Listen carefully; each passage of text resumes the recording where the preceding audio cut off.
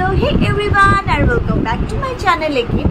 তো আজকে যে ভিডিওটা আমি তোমাদের সাথে শেয়ার করব সেটা হচ্ছে যে আমি মেকআপ টিউটোরিয়ালটা করেছিলাম, সেটা আমি কিভাবে আজকে রিমুভ করছি আমার মেকআপটা সেটা শেয়ার করব।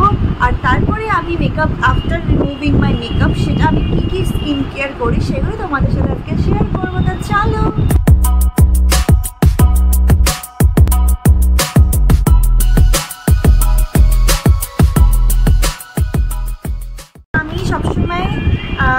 রিমুভ করার জন্য জনসনের তেলটা ইউজ করি, আর নয়তো আয়ুরের মেনিক যে ক্লিনজারটা সেটা ইউজ করি, বাট ওটা আবার শেষ হয়ে গেছে বলে আমি এটা ইউজ করছি। আর এই ওয়েট ওয়াইপসটা নিয়ে নিয়েছি। তো লেটস স্টার্ট।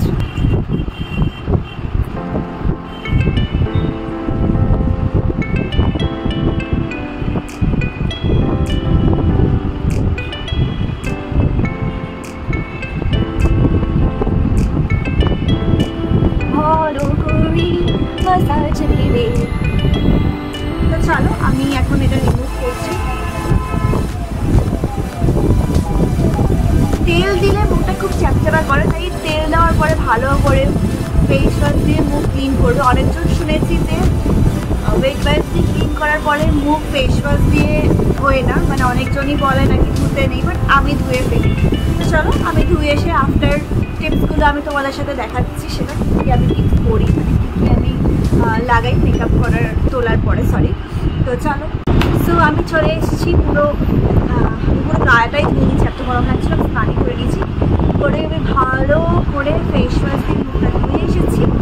এইবার যেটা আমি অ্যাপ্লাই করবো সেটা হচ্ছে আমি প্রত্যেক দিনই করি, আর যেহেতু আমার মুখে দেখো প্রচণ্ড পিম্পল হয়ে গেছে,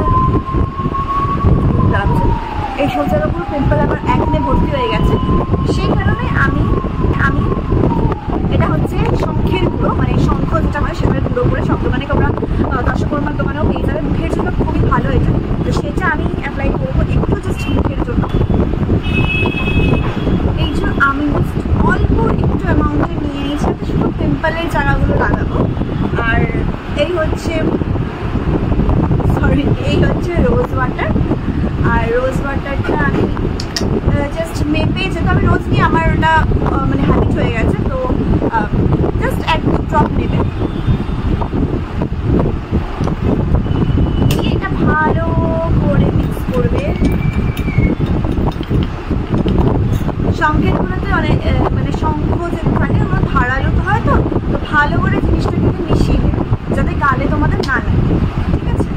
আর আমি আরেকটা নিলাম, যতক্ষণ এটা মেশে ততক্ষণ ভালো করে একটুখানি নিয়ে রোজ ওয়াটার ভালো করে মিশিয়ে নেবে।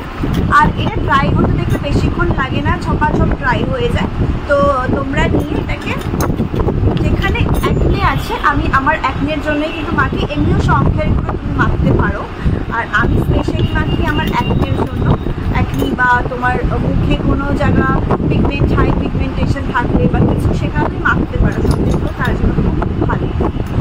স্লোলি অ্যাপ্লাই করো,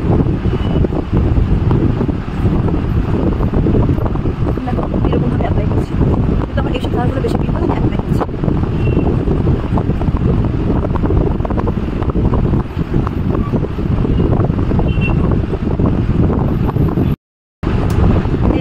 দেখো আমি মেখে নিয়েছি। এবার এটা আমি হার্ডলি 3-4 মিনিটের জন্য রেখে দেবো ড্রাই হওয়ার জন্য, বেশিক্ষণ লাগে না টাইম। দেখো হাফ শুকিয়েই গেছে,